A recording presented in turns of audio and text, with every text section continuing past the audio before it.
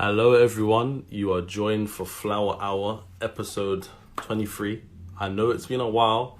I've been gone for ages, but I've been plotting, planning, predicting all the different things that I'm going to be doing with this podcast. So I'm going to be moving it eventually over to Zoom, where I'm going to have so much more freedom.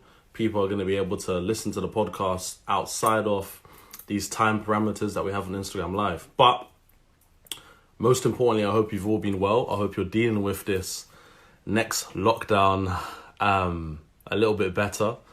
Country's in a little bit of a mad place. But I'm going to be joined today by James Appiah, a young Cambridge undergraduate student. And I'm just looking forward to having an amazing conversation with him. We're going to talk about politics, both of our movements, what we're doing in the world. So it's going to be something a little bit different. And then this will be my last Instagram Live podcast kind of thing. I'm going to be doing it more on Zoom. So you're going to be able to see both the faces at once, and it's just going to be a better setup. So I'm looking forward to that. So I'm going to send this through, and hopefully we can get this show on the road. I need to charge my phone.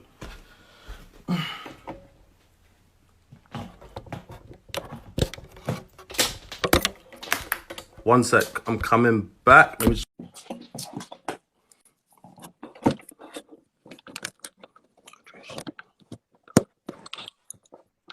James, 1 second. I'm literally just trying to get my charger in my phone. Do you know what? Bun it. The battery should last. If the battery doesn't last, I'll find out the hard way. How have you been doing, man? It's been ages since I last saw you. It has been ages. It's almost been a year, actually. It has, man. So listen, I introduced who I am, but I want you to introduce yourself to my audience and everyone that's going to be watching on my side and also your side. Yeah, so hi, everyone. My name is James Appiah.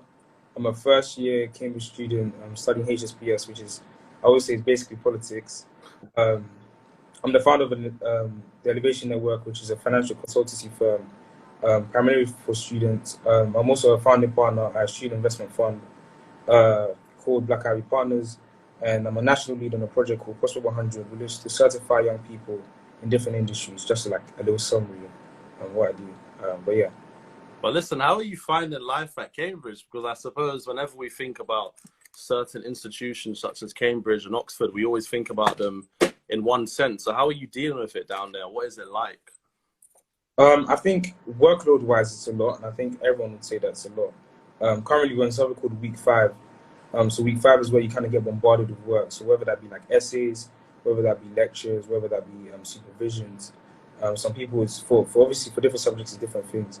For the subjects I'm studying, it's mostly essays that I'm kind of getting bombarded with. But I'm handling it. The main thing is time management. I don't think. In terms of complexity of the work, complexity is a big thing, like trying to understand certain concepts, theories.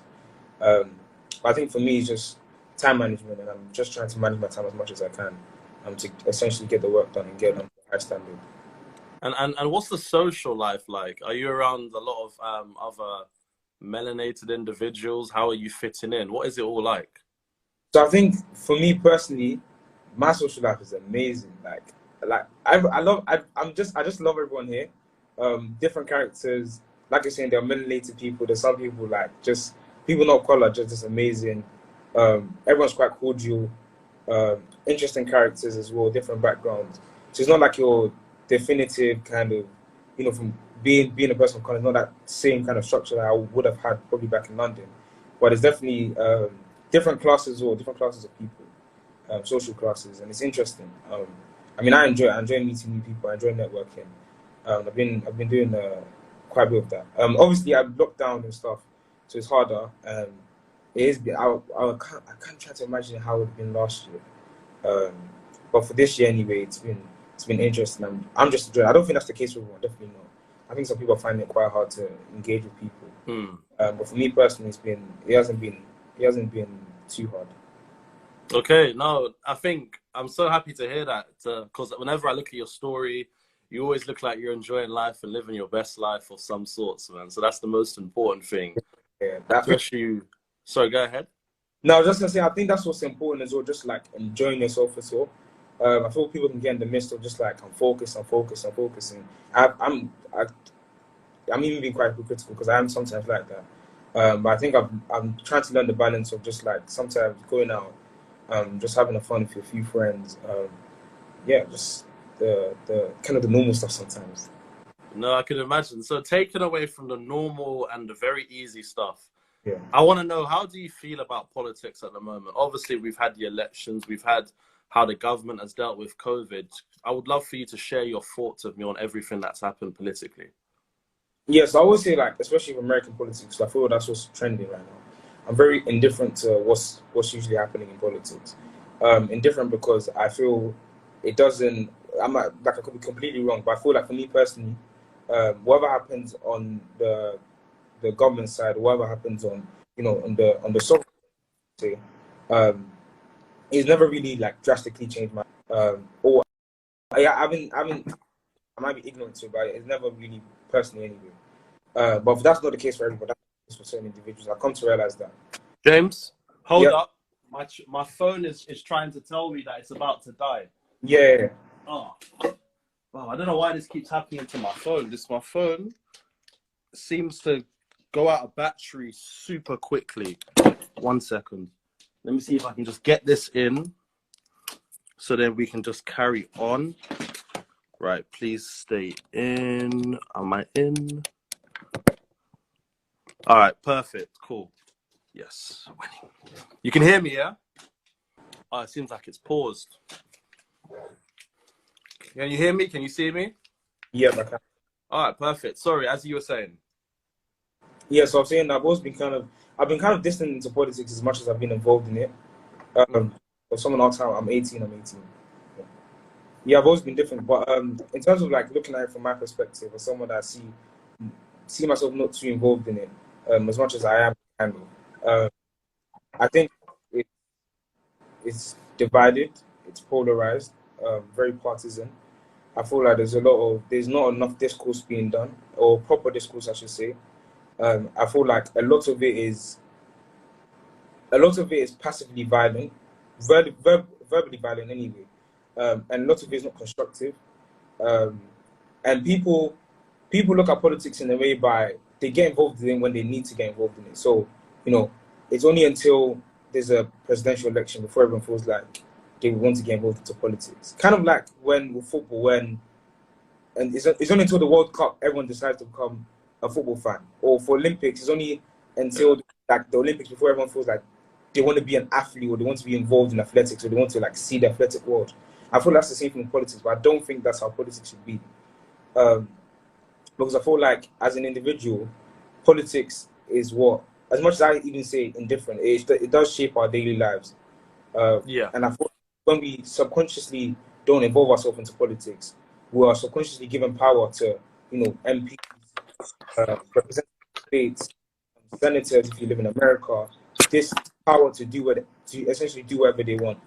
And when the government or state comes into crisis, then they're able to do whatever they want without any accountability, without any sort of without any voice from the people saying anything. And I feel like we've seen it in terms of like how COVID has been managed. We've seen it before with things like Brexit. We've seen it even now with the election. And we're going to continue to see in our politics as long as people remain, or as long as people don't feel the need to be involved. And it's funny enough because I'm reading the work of Benjamin Constant, who was a writer in the 19th century, a French writer. And he talks about this. He talks about how people that are not involved in politics, the danger of modern liberty, or the danger of people not being involved in politics, is the fact that they can give up, they subconsciously give up their power. Sometimes we're too invested into our private life, personal life, and what we do is that we take away ourselves from the community, we take away ourselves from what's actually going on in our world, and we've adapted that culture so much so that sometimes an individual doesn't feel the need to get involved into politics, or the need to express themselves in a political manner. That could be by voting. They don't see the need in voting. They don't see the need in meeting up with their MPs, talking with their MPs, and things like like the free school meal situation, stuff like that happens, and then it has to take someone like Marcus Rashford or it has to take someone with a bit of power before it can happen, when really and truly the power should be with the people. But yeah, that's why I think I stand in politics. I think more people need to get involved in it, number one. I think number two is become is a bit of a verbal battle. So it's a bit of a Twitter kind of battle, and I don't think that's constructive. That's why if you see my Instagrams, you know, I have those debates because I feel like that's kind of it's civic engagement in a different way. But yeah, someone said everything's political. I do agree with that to an extent. I think things have a political element. I don't think everything's overtly political, but that's a different conversation. I think everything is inherently political, whether it's in overtly political, I think is a whole nother one. But I think you said a good point. You said that people don't support England or they don't support the United Kingdom until it comes to like football and the Olympics. And I suppose people always argue you should be on the right side of history, but I think some people want to be on the right side of moments. And I think you could see that in terms of like Black Lives Matter, where people jumped on the movement for the moment, but when it ended, when the traction had died out, people were no longer into it. And I wrote a recent article on how I felt like Black History Month was super underwhelming because I felt like there was a racial collective fatigue that happened on earlier in the year. I think all the conversation you had about race was earlier on in the year. So I want to ask, how do you feel, especially with Black History Month just have gone, and also the Black Lives Matter movement as an organization and also as a concept? So we are answered that someone said that corporate influence over politics is the main reason why people are not engaged in politics. I agree, but I don't think that should be an excuse for people not to get involved, if that makes sense. I hope I said that the right way. I feel like that's entirely true. Someone said, what school did I go to? I went to the school go to in Bonaventure. It's in East London. It's a great school.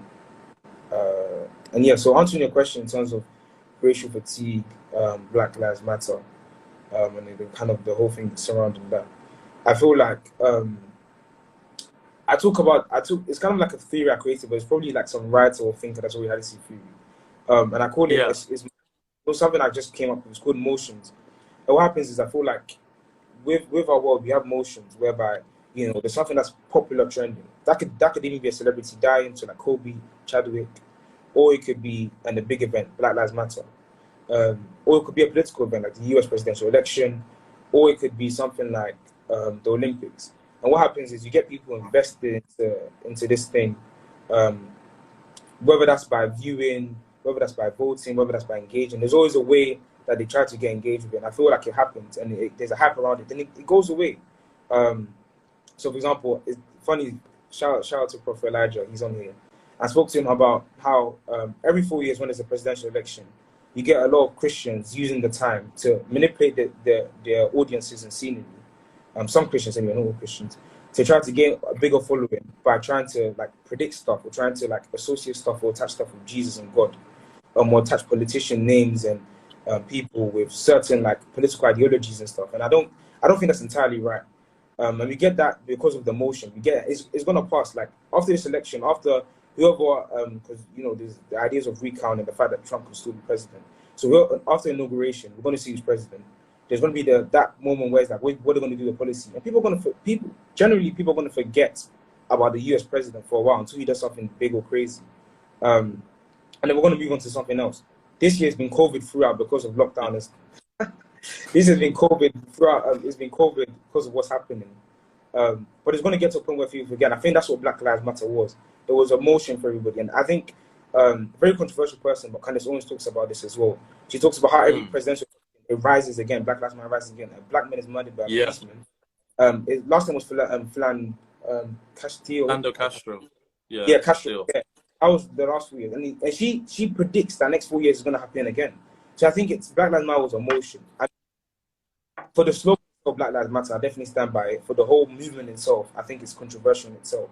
And I'm not going to speak on it politically because, you know, people have views on the whole thing. But like something like as much as I think it was part of the motion, the way I see everything else as emotion.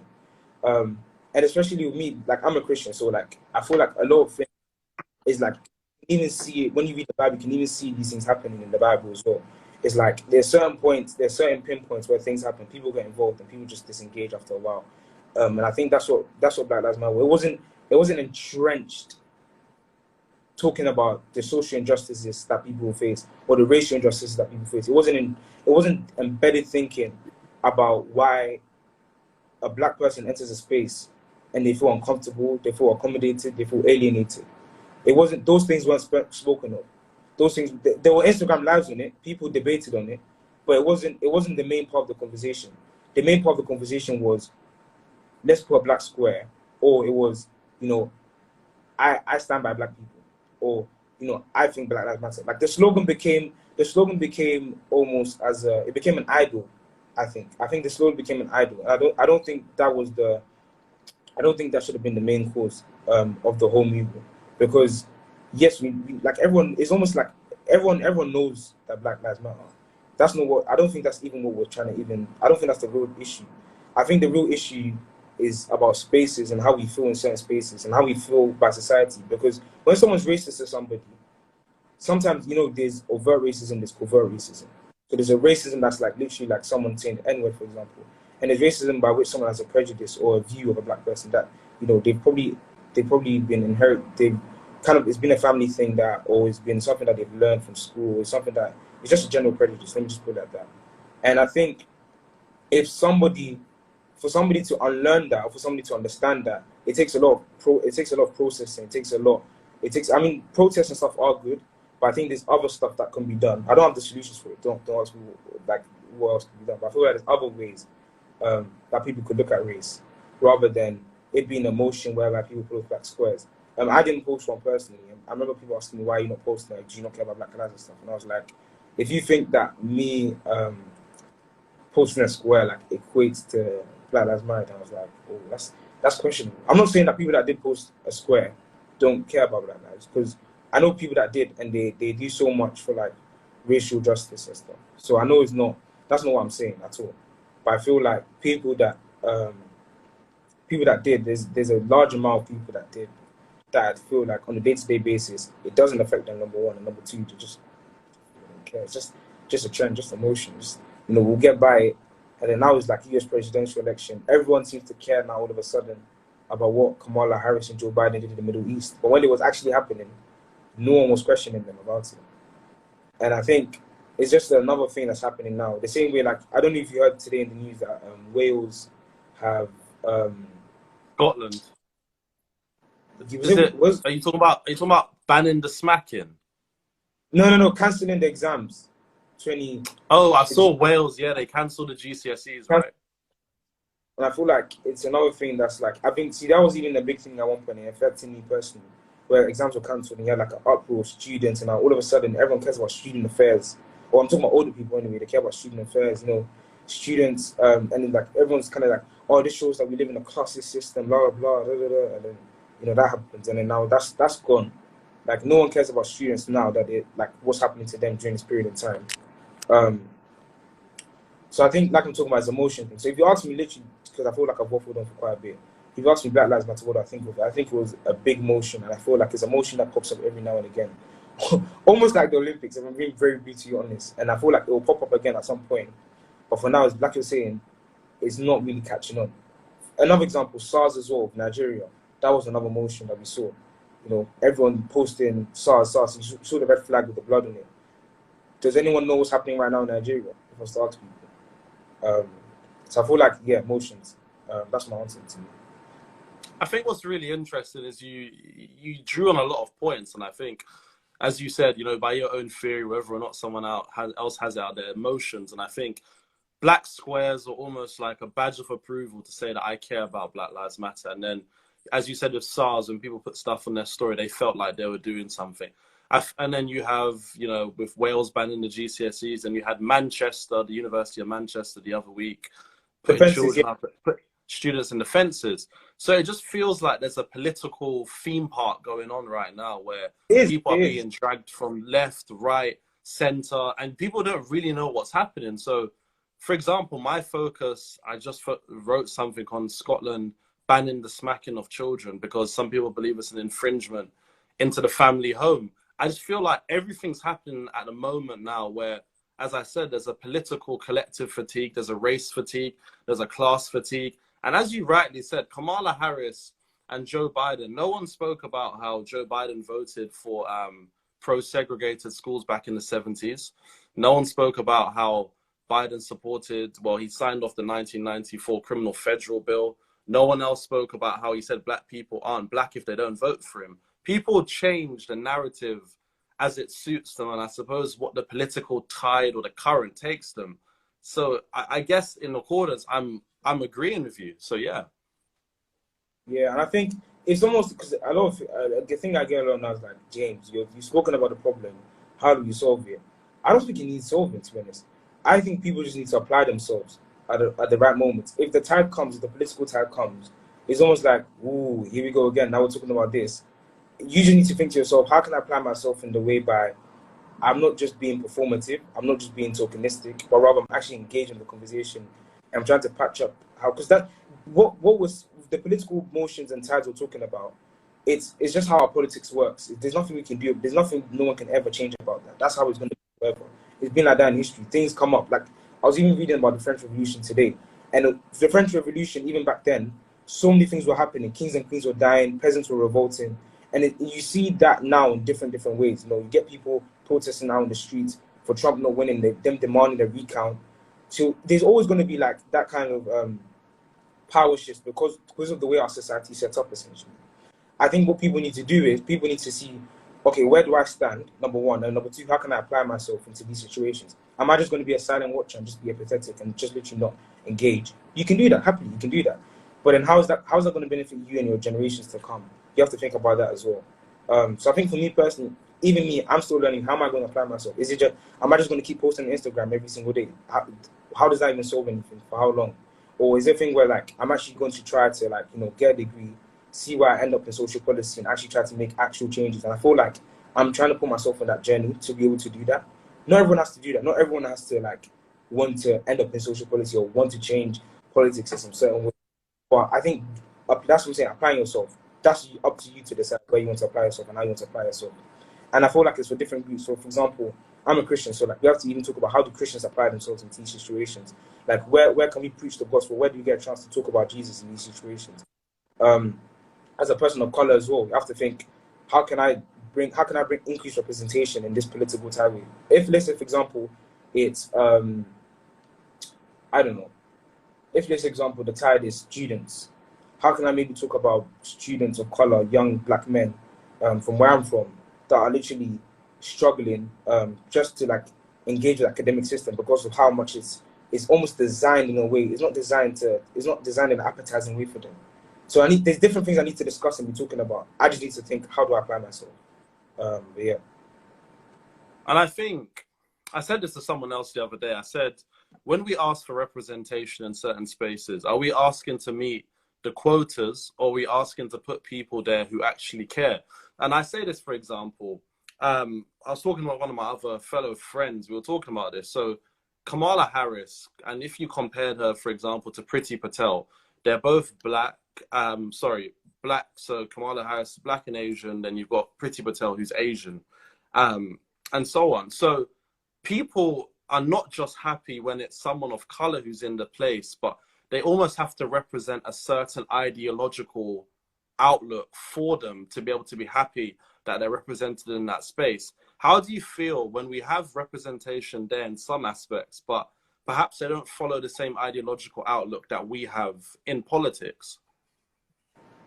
So funny enough, because I feel like I play that representation game a lot. So like everyone knows I'm a little bit of a fan for Obama, and everyone kind of talks about how much of not a great president he was, or how much of an average. Or other than my friends was average.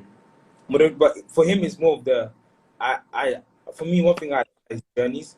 I don't just admire the people, I admire journey, and I feel like Joe Biden's had a journey. I feel like Obama had a journey. And if you read their stories, you realize they didn't have a journey. That's why I admire them, rather than, them, like what they look like or how old they are. Because I feel like a lot of American politics is how you look, how old you are, your gender type of thing. So I admire journeys. That's one thing I would say. But like you're saying with the representation, so like in here it says representation without meaningless changes in policy is pointless. And he said Obama's presidency is a prime example of this.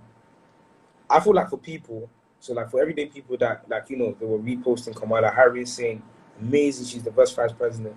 I think for me, if you ask me, I think that should be acknowledged. I mean, it's a great feat, but I think the conversation after that should be okay. What are we doing now? Like, what's actually going to happen with our policies? That's what I think anyway. I think we need to actually. Well, some people ask as if like we shouldn't really care if okay, let me give you like a clear example. Let's say we had the first person of color as the UK Prime Minister. Some people give a response of whereby we should even like acknowledge that fact, and we should just try to look at their policies. And if their policies are good, then we should acknowledge them for their policies. No. Like the fact that they're the first person of color to become a prime minister in the UK, that's a big achievement. I think as much as we need to acknowledge that, then we can acknowledge the policies as well. So I think it's a balance, having the right balance. We shouldn't just focus on the fact that they're a person of color, but also look at their policies. So we have Obama tricked people into thinking he will make radical change when he actually was just another known politician. That's I might disagree with that. I think they're right. Obama was the classic example of a good-looking guy with a fantastic voice that belonged in Hollywood, not in politics. I think he almost became synonymous with like a black Jesus for so much of the community, very similar to how Meghan Markle became like the pariah for black women to say they feel like they were represented in the monarchy, yet Meghan Markle said herself she's not black, she identifies as mixed race. And I think you're right, we can admire the journey, but in admiring the journey, I feel like we get lost in the semantics and the beautiful pictures that they paint of how hard their struggle was to get there. But when you look on paper, Obama didn't do as much as perhaps was promised. And I think, again, that's something that has a whole nother conversation. And I think when we think about, pardon? No, I said no, I'm agreeing that like that's another conversation, yeah. And then I think when you also think about the next UK Prime Minister, more than likely it'll be Mr. Sunak, more so than anything else. And then I think black people might then turn around and say we haven't had someone who's black to represent our country. So identity politics is dangerous. Sean, what could he have done different? And in your answer, take into consideration the way the American system works. No, Jeffrey, Jeffrey went to my uni, and I absolutely agree with you, Jeffrey. I don't hold people to really high hopes. I do what I can do within my own community. I think that's the thing that is the most important compared to anything else. But when are we going to stop being caught in politics of hope and politics of actual change?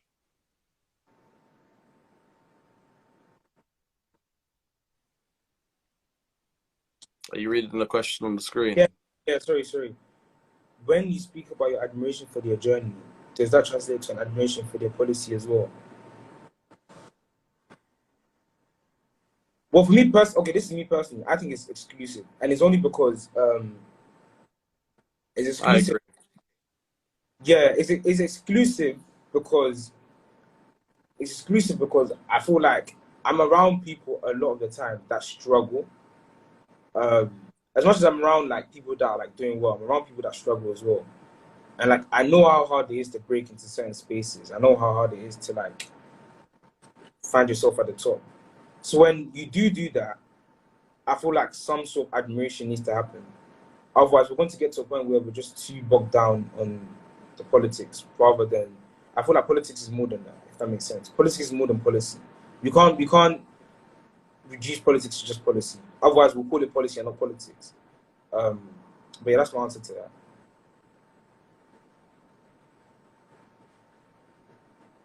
Did you hear the question I had asked you? I said, when are we no longer going to see politics as just something that's hopeful and something that's going to actually bring about some change? Because as I said, I feel like people get lost in the idea of hope compared to actual change.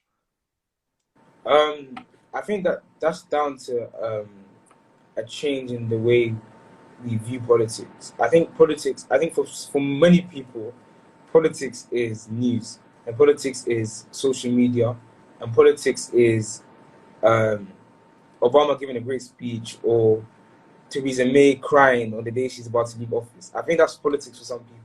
I think politics is much more than that. Politics is it's an internal game that is actually for people is not politics tries to not engage your everyday person. It's almost like finance, you know, like investing in stuff. It's just in anything in general. It's been created in a way that the average person is not meant to be involved. So how do they do this? They put in systems. They bring in words that you don't understand. They bring in, you know, you have to do something to achieve. Like, for example, to be a politician, you need to go to education. You need to, you know, you need to have an education. So you need to go to university, arguably.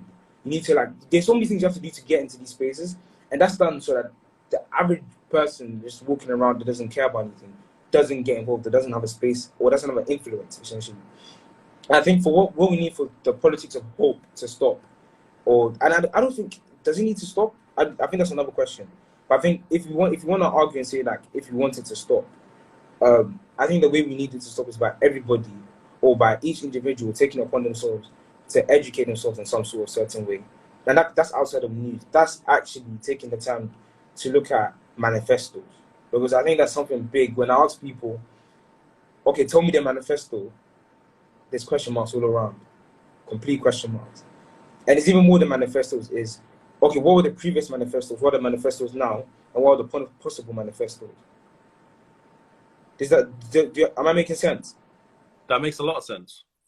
As in, people need to get, it's more than, because I feel like if I can watch the news today and tell you everything that happened in the news, but I think my friend Tony talks about this, it's a mental order thinking thing. It's rather than, okay, we've read the news now, what does this affect this community?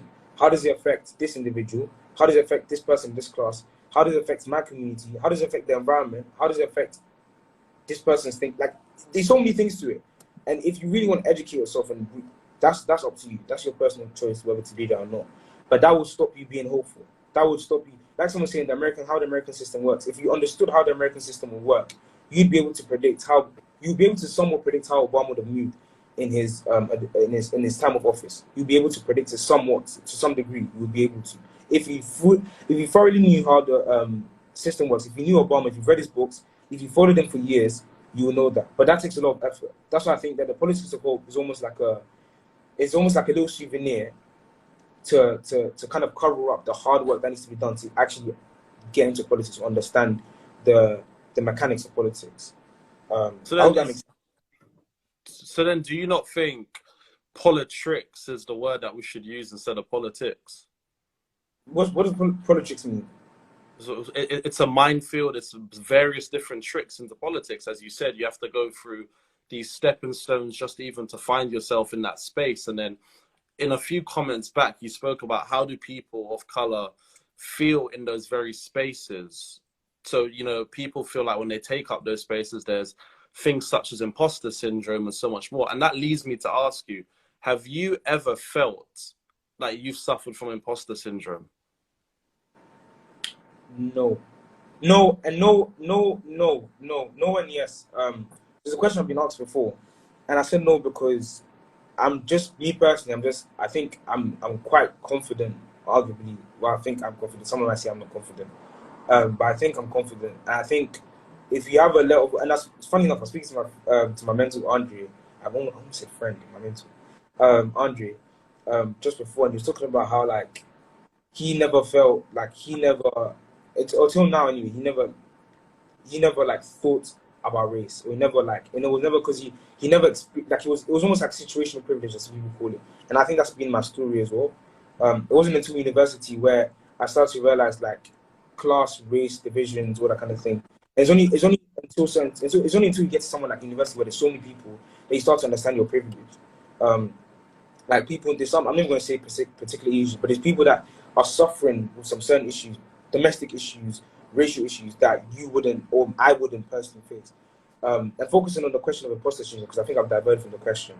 There was only once where I thought imposter syndrome, but it was more like academic. It was more like I didn't feel like I was smart enough, rather than I didn't feel like I was meant to be in the space. I felt like I was meant to be here, but I just felt like, all my days, everyone here is like super smart. And it was funny enough, it was on my internship at Rothschild, and I think if Tammy's on the call, he was there. Like, everyone there was like super smart. I was like one of the youngest people in the room because it was year 12 and year 13 program. I was part of the year 12 batch, and obviously the year 13s were obviously like speaking a lot, doing a lot of the presentations, doing a lot of like the networking and stuff. And then I was just watching, and thinking, oh no, I'm a bit behind you. And obviously that to me it wasn't even imposter syndrome. It was more of like just feeling I'm maybe not smart enough. And what did I do? It just made me go and read about finance. It made me just go and it actually made me made me start like kicked off my LinkedIn thing. So I think it kind of even motivated me from there. But that's not a story for everybody. Some people literally feel imposter syndrome, and then it leads to like mental health problems like depression, anxiety, whatever. But yeah, I'm gonna try to answer some of the questions in here because there's been quite a bit. I was literally about to ask people to throw questions in the question box because it just makes it a little bit easier. Yes, coming in. Obama's story and intelligence is admirable. Yes, I totally agree. But policy is more important than personality. Fair enough. Start educating the young people about politics. Yeah. How do you start getting into politics?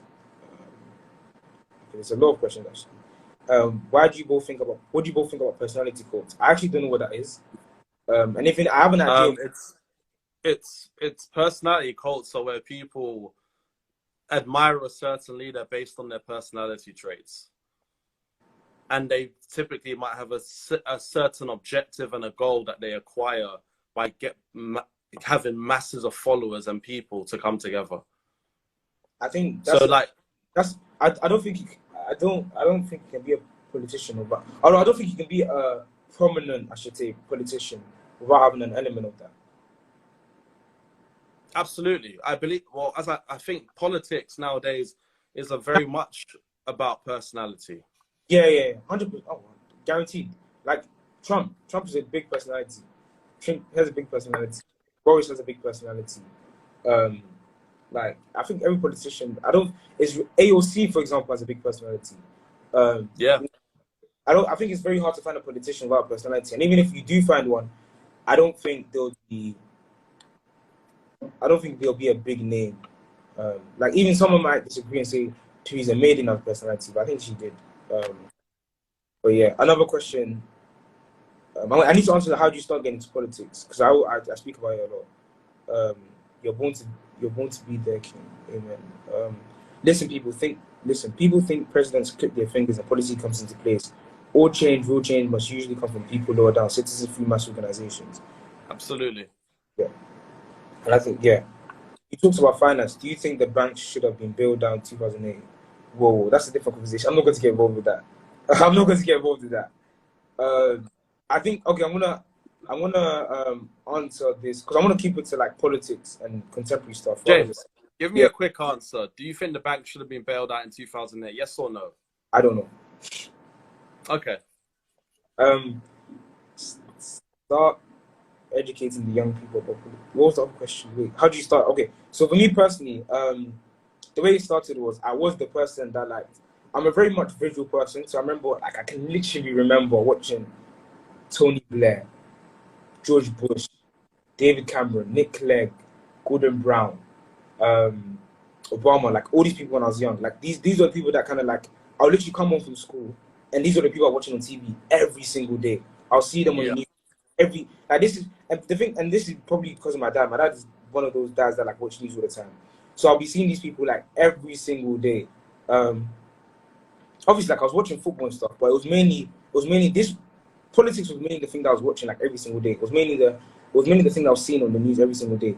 And then you hear about like they would be debating, question time will come on, they'll be arguing, blah blah. And it was all quite fascinating to me.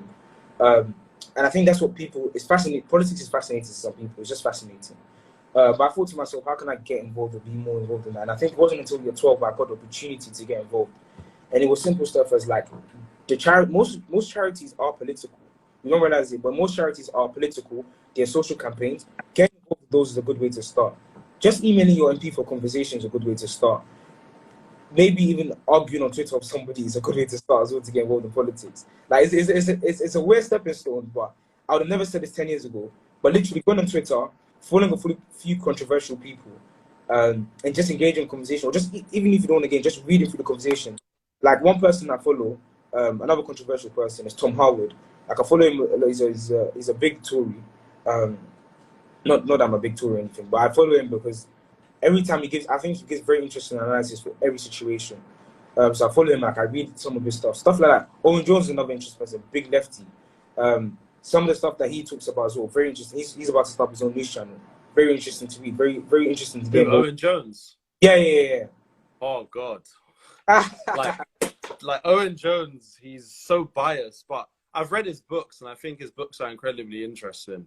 Yeah, that's what I'm saying. It's just someone's asking like, how do you get started? And this is how you get started. Is like these political figures are there, and they're there not just for the. Sometimes they're not there for the entertainment. They're there for the educating because they can literally educate you on issues. But I think the only thing with take everything with a pinch of salt. Don't take whatever they say as gospel because it's definitely not. They make mistakes. They're sometimes wrong. They make wrong predictions. Just listen to them. Just read what they're saying. I remember there was a time where I was listening to Candace Owens, another controversial person, but I literally listened to her, some of the arguments she made. Dr. Umar as well. You know, take a listen to him, understand what he's saying. You know, he was talking about like the academic Holocaust and eugenics, and like there's just so many people out there you can just start engaging with. And in terms of like local politics and stuff, that's up to your area and what they're doing. Your MYP. So Gabriel Deji here, he's an MYP, a member of Youth Parliament. I was on the Youth Parliament committee as well. And I got involved by that because I was doing a knife crime campaign. And then that knife crime campaign led me to get into the Youth Parliament Committee. And for that as well, that even broadened my horizon in terms of like that political network because I started to actually meet MPs. You know, I was actually doing the politics. Like we're creating recommendations for how we can, you know, change the scenery or change the outlook of knife crime. And if you want to ask me if that was effective or not, I really can't give you a solid answer. But one thing I can say, and I can definitely say with my whole heart, is that it definitely, for me personally anyway, and maybe for the people that were watching us during that period of time, because I know we have a few following, it was interesting to see how people look at knife crime. Because sometimes we do our posts and stuff, and we had people saying that, oh, this is stupid, this is nonsense. And you have people that are like, oh, this is really great, I'm going to get involved. So that's why I started getting my politics. It's different things. Engaging political figures through social media, get involved with your MP, get involved with what your community is doing, your social. So, like for example, one thing I remember is I might even repost it because of this. I'm talking about like MPs. Like, not everyone knows who the MPs are. Just try to get to know your MPs at least, like just the minimum. Just try to know his name at least or what his age, and then try to email him. Just keep dropping him. He might not answer. Like I did work experience for both of my MPs, and all that I did was literally constituent letters, responding to constituent letters, and that even everything that you do opens your mind. It opens my eye to see that not everyone's privileged or not everyone's living a comfortable life. Because if you read constituent letters, you see people in the UK. Not everyone in the UK is living a comfortable life. Like literally, most of the letters were on homelessness, water not working, rundown houses, and I had to think of responses to them, how the MP will get back to them. Something like MP surgeries, or you know, sometimes you see those little posters about my MP's doing that. Joining Instagram live like this is a good way to even start in politics as well. So there's so many things. I like to put into numbers, but I think I've said so much. But yeah, I think I'm gonna try to listen. I have one question. I have two questions actually, James, in the question box. I'm gonna put this question up. Do you think that people often forget the power they have? Democracy comes from Greek demos, people, kratos, rule. I'm not gonna the only reason I'm not gonna like extend my answer on this because I think it's very simple. I think people do forget the power they have, and I think it's as simple as that. I don't think there's like I can't really say anything else. I think people forget the power they have. Yeah. But then, why do you think people forget the power that they have? Why do I think that? Yeah, why do you think? I want your personal opinion. Atian spoke about earlier about like corporate influence. I think I spoke about before the systems. So the system tries to make it look like you're not smart enough, you're not good enough. Like I always tell people, I'm not that smart as I look. Like I might speak or articulate myself like I'm smart. I'm not that smart relative to other people. Anyway, in Cambridge, you will truly see people that are smart and academic. But yeah, I think it's how the system portrays and how like it tries to disenfranchise people from getting involved. Not in a sinister way, but just in a way by it's easier for the people that are in the space to maneuver without accountability, to maneuver without you know, having every single individual try to get involved. Because I feel like there's a sense of politics whereby it needs to be for the elite, quote unquote. And I feel like every single politician has tried, especially if you become a politician, you're thinking, oh, this is really cool. Like, how do I like stay in this kind of circle? And you do stuff subconsciously that would make you kind of stay in this little bubble. I think that's why people don't realize the power they have.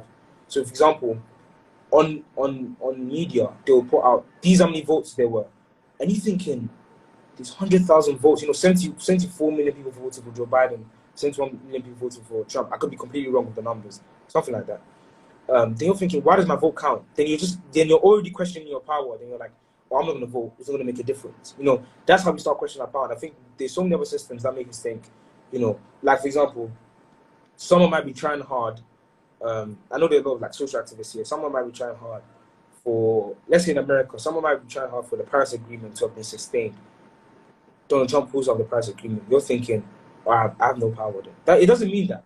It just means that the power dynamic right now, it's a lot with the political elite. It's heavy. It's heavy with the establishment. We just need to every day find the cause, or if you want to anyway, find the cause of how can I, as a person, display my power.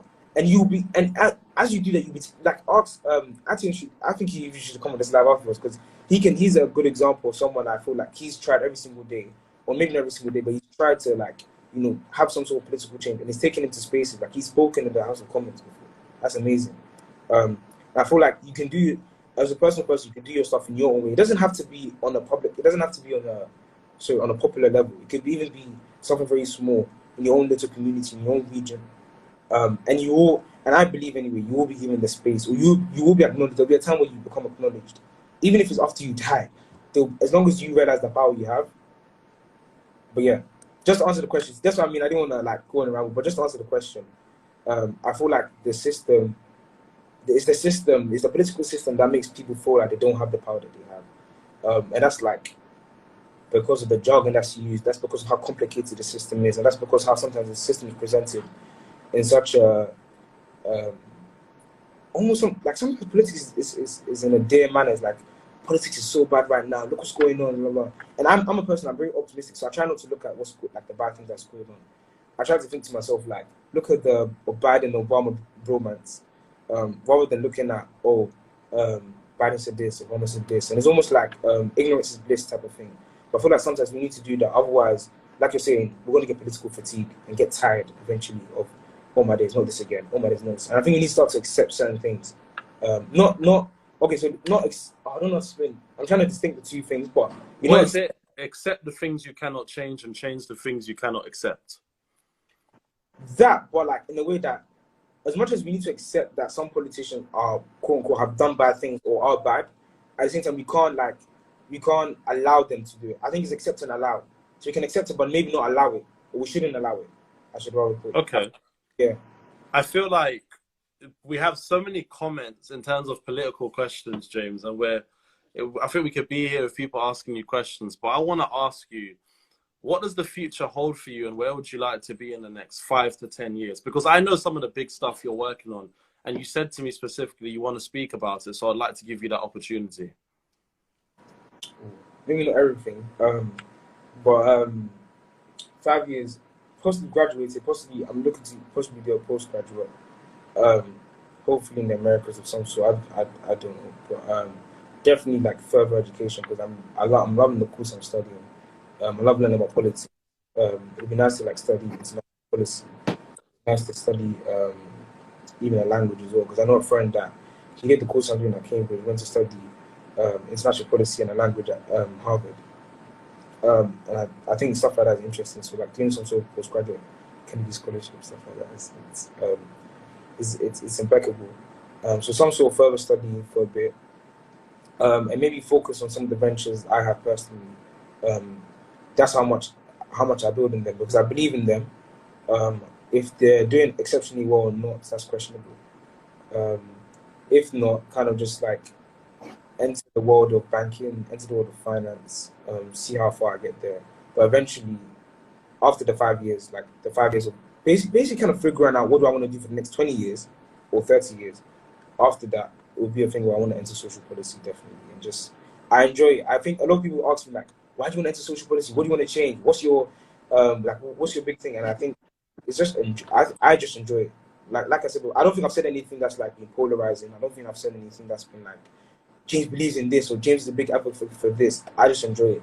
It's almost as if someone enjoys playing FIFA or someone enjoys watching Netflix. For me, it's politics, and for me, it's watching debates, watching politicians grow, watching politicians make mistakes, watching politicians get cancelled. I feel like I'm learning craft. So 5 years for me, I'll be 23. Yeah, hopefully just about to enter either my own venture or my own business, like fully taking that full time on. Or if that's not entirely working out, possibly entering investment banking or something. Okay. And where do you see the future for politics at the moment? I know you said you're an optimistic person, but do you generally in your heart feel positive about the future for politics? So I'm no prophet, so I would never know what the future of politics is like. But I think for the future of politics, I think it's cyclical. Okay. I think if you really study history, and I'm doing a bit of history because obviously my course is a bit of history. It's just so much patterns. It's just like this is happening again, and it happens in different ways, and it happens on different scales, I should say. Even Marx, I think that's why Marx, as much as people don't like communism, some of the things he says are you can't argue with them, you can't deny them. I'm not a communist, by the way. But some of the concepts and principles he talks about in terms of the people, the state, revolt, class, bourgeoisie, proletariat. If you read the Communist Manifesto, you understand. Some of these things are repetitive, and we always see. And like we study this, and you study when you come to uni, you study this. Like you always study like this will happen in history, and this is the contemporary. And it's like, are you not seeing that this is like a pattern, a reoccurring thing? It's just that one day it's just gonna go, poof, and that's it, the end of the world, and Jesus is gonna come. Well, I believe that Jesus is gonna come. So it's a thing where it's like, for the future of politics, I think it's just cyclical. I think we're just gonna keep going through the motion. Gonna be good times where everyone's like, woo, first black vice president. It's gonna be the bad. Oh no, we have another Trump here again. There's gonna be times where it's like, everyone. I mean, I'm not even a big hater of Trump, if I'm really honest. Controversial, but yeah, a lot of people have like different views, different outlets of what the future of politics is gonna be like. For me personally, I feel like it's just gonna keep going in the same cycle, and I feel like, question human nature, I like it, and I feel like do you wanna answer it really quickly? Yeah. James is going to be the first black chancellor. I don't. And my finance is great, but it's not that great. Trust me. What between politics and human nature? Look, I'll be honest. I could talk about this for like 3 hours. Politics and human nature, because it's actually something I do speak about. Like, and I spoke about it. I spoke at the Cambridge Union, and you can see on YouTube. If you type in my name, I spoke at the Cambridge Union last week, and I spoke a lot about race and human nature. So one of the concepts I gave was, love. Like, love for me is different to what love is for you, and I think that's been the biggest problem with race. It's like people have different solutions for race, and I think that's been the biggest problem. It's a perpetual problem. I feel like, as much as I believe in like a racial harmony at some point, that is a different type of utopia that I have, and it's a utopia that I feel like it will only come about when people start to actually have like proper compromise and inherited conversations in their embedded beliefs, or what they're taught from at birth, and that's for different types of individuals to have. And since you said there are patterns in history, yeah.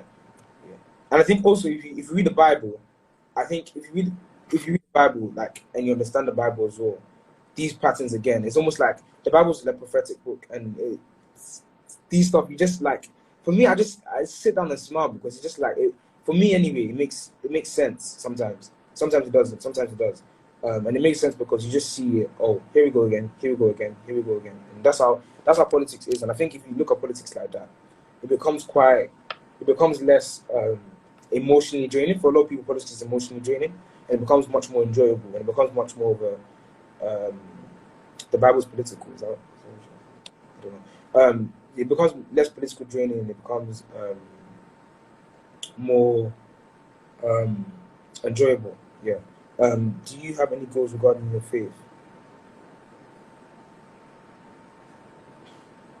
I don't even want to like get into this, but regarding my faith, I feel like you're being asked certain questions and you're shying away from them as hard as you can. Yeah, no. I get questions a lot, and I shy away from them because I'm still in the place. I spoke about this for 100 years. So I'm still in the place of like self-discovery. Not of my faith, definitely not like in terms of my faith or anything. but self-discovery in terms of my politics. And it's funny because like I read comments, I'm just like, ooh, ooh, ooh, and I kind of just go ooh all along. Do you have any goals regarding your personal faith? I'm not gonna outline them because I don't think for me personally, it's not right to be like, oh yeah, I want to do this. I want to like a Christian will come on here. I want to save 100,000 souls. Careful speaker, yes, I am. I'm very cautious of what I say. You sound like a politician already, James. You answer certain questions and don't address others. Yeah, I can say something that could get me cancelled in the next 2-3 days. I'm very careful. Listen, do you know what it is with like when people jump on my, podcast? I say to people, you're not gonna get cancelled by me. If people get triggered outside of it, that's their issue. They need to walk around with a big red button. Evidently, I feel like you should come here and know you can say whatever you want and not have to live in fear of cancel culture. Obviously, that's easier, but I feel like you're a politician in the making with your certain diversions and the questions you're answering, the questions you're not. Like, I feel like when you're answering questions, you're a bit like, whoa, Matrix. I feel like you're moving left, right, up, down, horizontal, vertical.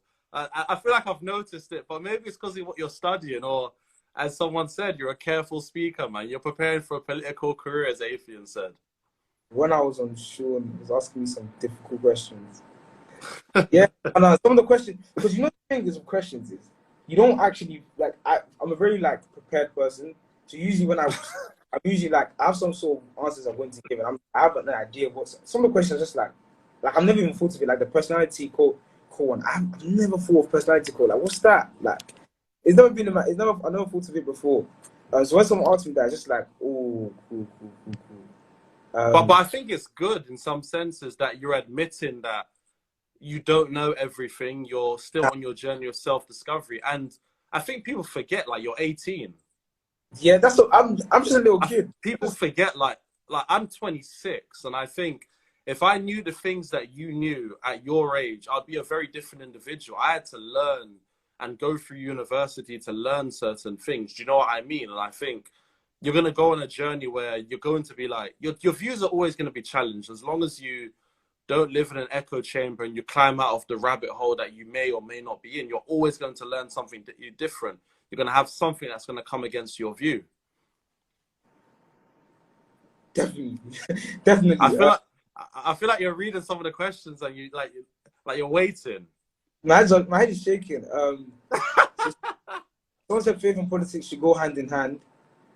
Do you have any goals regarding your faith? So I think I answered that. I think I did. You know what? Well, James, like you and I already agreed we're gonna do a part 2 anyway, and I feel like you agree on that?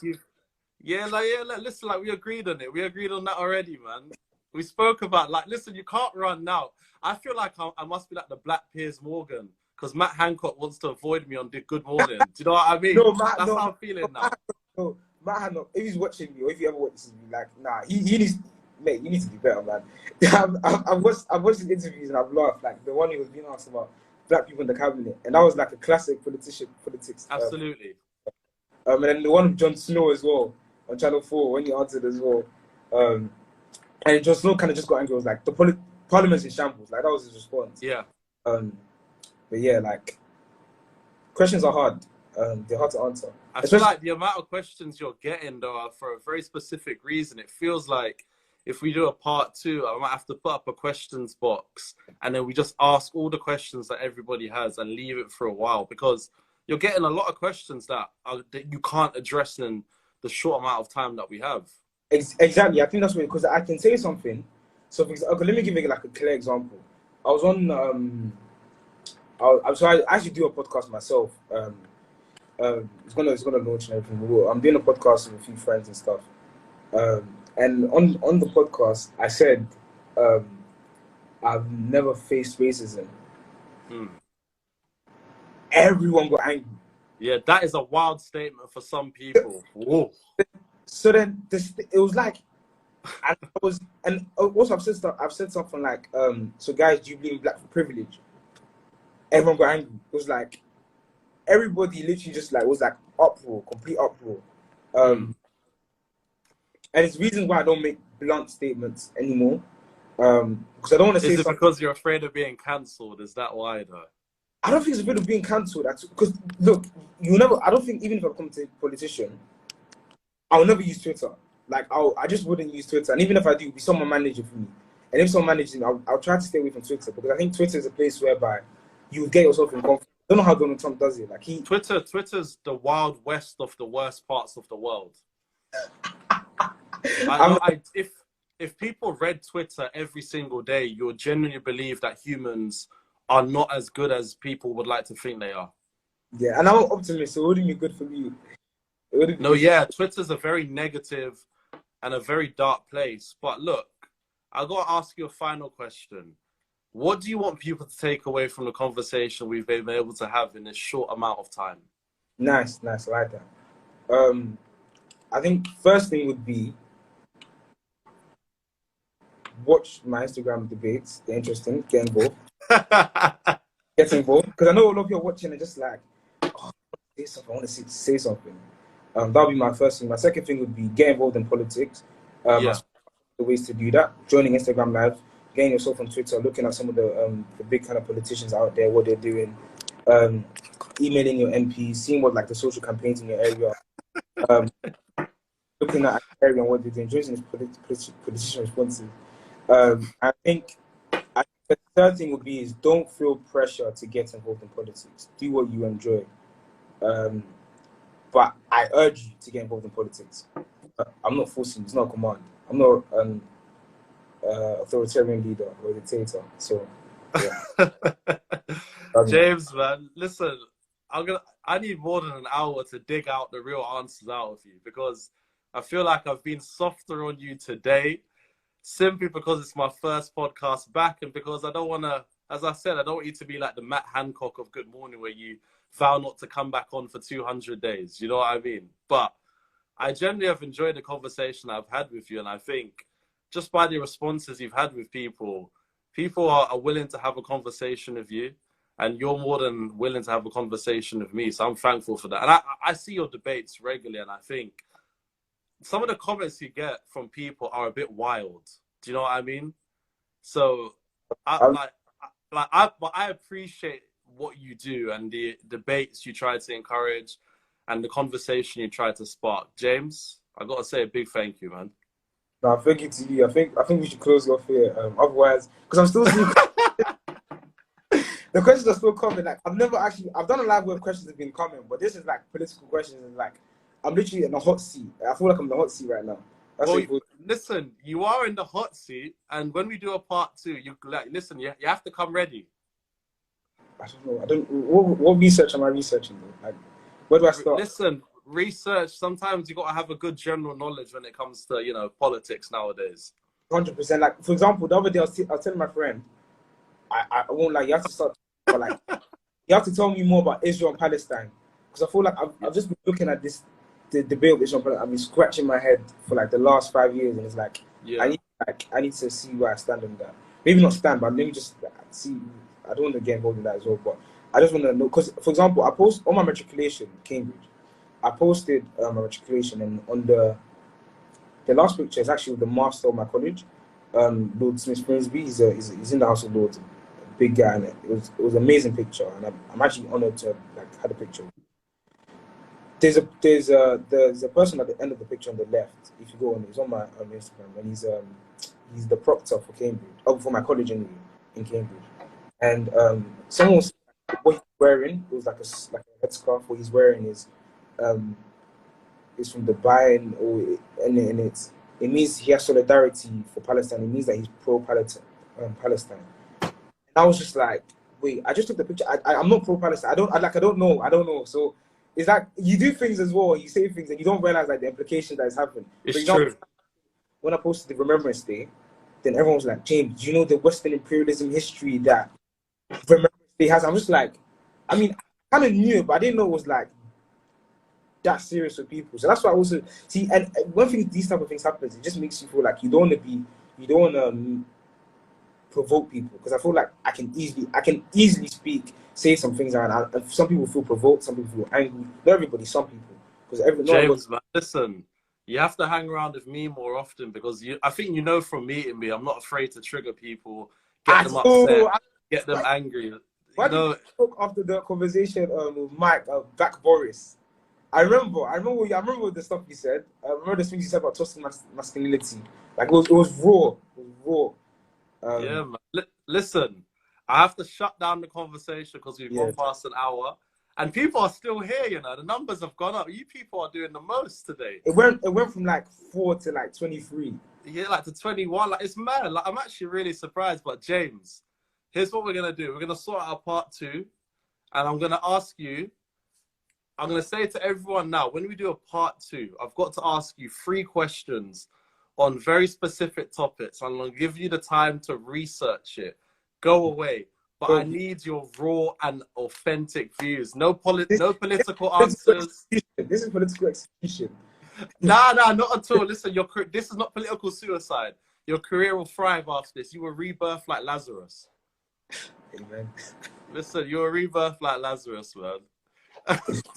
Jeffrey's been trolling me the whole time, you know. Look at his arms. Listen, James, we'll chat, man. I'll send you a message, man. I want to say thank you to everyone that's locked into this live, man. If I wasted your time, I'm so sorry. But yeah, God bless. Listen, you haven't wasted my time. Like, I've genuinely enjoyed this conversation. I've genuinely enjoyed it, man. Honestly, so much, man. We'll chat. Thank you. See you in a bit.